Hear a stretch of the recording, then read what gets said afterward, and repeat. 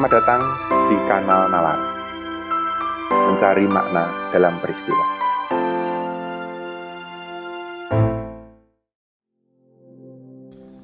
Saudara-saudara, ketika kita mendengar para investor, pengusaha, direktur dan manajer bisnis berkata, tugas kami bagi bangsa ini adalah meningkatkan kesejahteraan, menciptakan lapangan kerja, dan menurunkan kemiskinan, kita perlu waspada. Rasanya, ungkapan itu salah kaprah. Mengapa? Karena ia mencampur adukkan antara akibat dan tujuan. Lebih jelasnya, tidak ada pemodal yang berbisnis untuk menciptakan lapangan kerja atau meningkatkan kesejahteraan atau menurunkan kemiskinan. Tidak. Ia berbisnis untuk mengejar laba dan menumpuk uang. Itulah motif utama.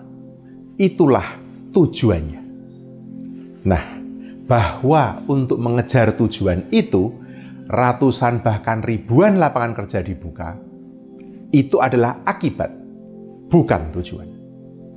Kalau kita merujuk pada teori strukturasi yang digagas oleh seorang sosiolog Inggris, Anthony Giddens, kita akan paham bahwa lapangan kerja yang tercipta sebagai akibat pemodal berinvestasi itu adalah sekedar an unintended consequence, sebuah akibat yang tak dimaksudkan. Sedangkan upaya memupuk laba dan mengakumulasi kapital dari investasi tersebut adalah intended actions, tindakan-tindakan yang dimaksudkan.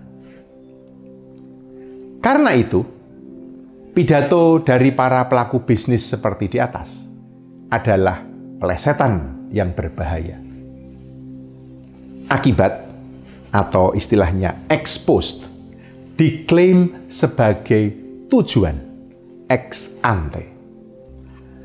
Namun perlu diingat, argumen ini tidak sama dengan mengatakan bahwa bisnis dan laba atau modal uang itu secara inheren buruk. Itu sebuah kenaifan lain. Jadi, di mana kita mesti menempatkan bisnis dalam kaitannya dengan publik? Selama ini, gagasan kita tentang demokrasi sangat ketinggalan karena berpusat pada negara. Yaitu ketika kita meyakini bahwa kekuasaan negara dan pegawai negara adalah satu-satunya jenis kekuasaan yang menjadi target demokrasi. Apalagi ketika para ekonom seperti Milton Friedman, Fukuyama, dan juga lembaga seperti Bank Dunia mengatakan hal yang sama. Peran negara mesti dibatasi, sedangkan kekuasaan bisnis mesti diberi privilege, kemudahan, dan diistimewakan. Mengapa? Karena menurut aliran pemikiran ini, negara ada di kawasan publik, res publica, sementara bisnis ada di kawasan privat, res privata. Benarkah demikian? Nampaknya tidak. Sektor bisnis mempengaruhi hidup banyak orang. Sebuah proses dan praktek ekonomi yang menyangkut tabungan, deposito kita, kebutuhan sandang, pangan, kesehatan kita, dan lapangan kerja, tentu jelas bukan kawasan privat lagi. Proses dan praktek semacam ini berada di kawasan publik. Karena itu, tidak tepat lagi menempatkan bisnis di kawasan privat. Konsekuensi lainnya, kriteria kawasan publik seperti demokrasi dan proses demokratisasi juga mesti dikenakan pada praktek bisnis, persis karena ia juga ada di kawasan itu. Praktek bisnis haruslah demokratis. Tetapi, bukankah mekanisme pasar, misalnya penentuan harga, adalah merupakan demokrasi dalam bisnis? Itu argumen mereka yang belajar bisnis. Tapi, saya kira rasanya tidak seperti itu. Mekanisme pasar mungkin membebaskan kita memilih jenis barang atau jasa yang diproduksi suatu perusahaan. Iya, benar, kita punya pilihan itu. Namun, apa kita juga bebas memilih staf manajerial perusahaan itu, termasuk mekanisme penggajian para buruhnya? Apakah kita bisa memilih teknologi produksi yang punya pengaruh langsung pada lingkungan? Apakah kita tahu seluruh proses kontrak kerja dan pengendalian produksi barang atau jasa itu?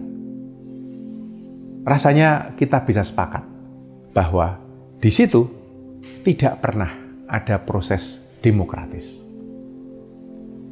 Dan hal ini tidak berhenti sampai di situ. Kita bisa melihat bagaimana kekuatan bisnis telah mencabut secara de facto kekuasaan para pejabat pemerintahan dan anggota parlemen.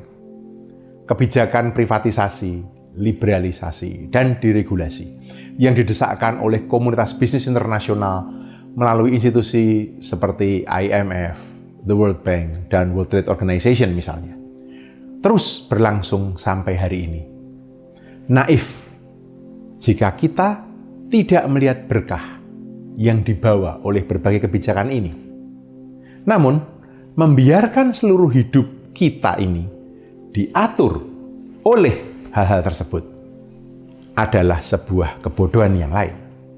Karena itu, dengan jalan berpikir ini, bisa dipahami dengan mudah bahwa kekuasaan bisnis mengancam kekuasaan negara dan pemerintah lewat relokasi, disinvestasi, capital flight, atau sekedar parkir uang di bank-bank luar negeri.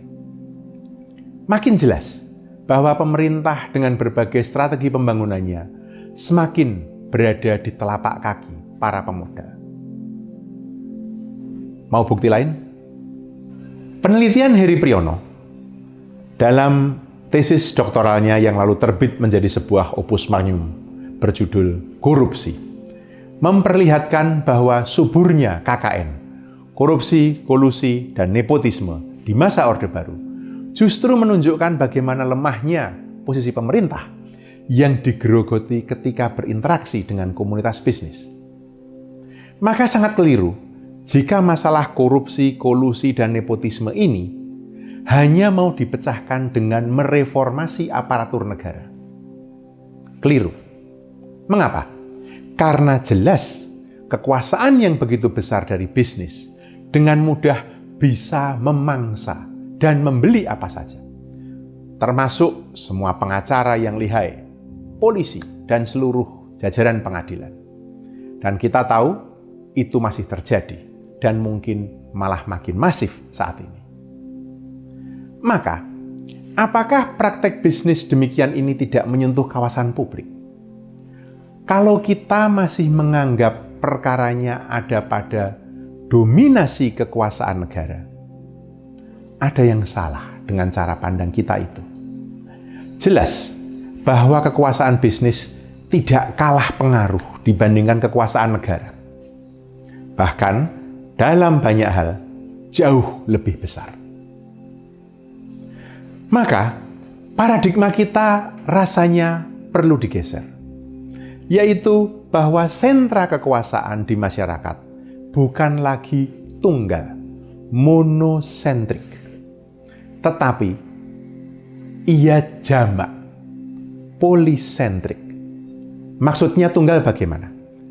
Berpusat hanya pada institusi negara. Maksudnya polisentrik seperti apa? Bahwa ternyata ada sentra-sentra baru kekuasaan. Salah satunya adalah kekuasaan bisnis yang semakin terpusat, lebih besar dari hari ke hari, dan kini nampaknya juga perlu menjadi target demokrasi. Mereka yang gemar etika mungkin akan bertanya, mengapa harus demokrasi bisnis dan bukan etika bisnis? Jawabannya sederhana, karena kekuasaan bisnis terlalu kuat, terlalu dikdaya untuk sekedar dikenakan kriteria etis seperti bertanggung jawab, responsible.